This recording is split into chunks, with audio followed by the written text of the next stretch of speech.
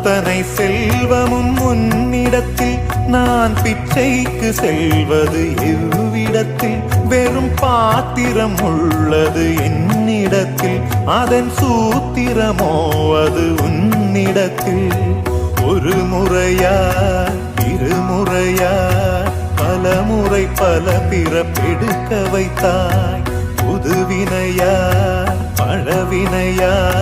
கணம் கணம் தினம் என்னை துடிக்க வைத்தாய் பொருளுக்கு அலைந்திடும் பொருளற்ற வாழ்க்கையும் துரத்துதே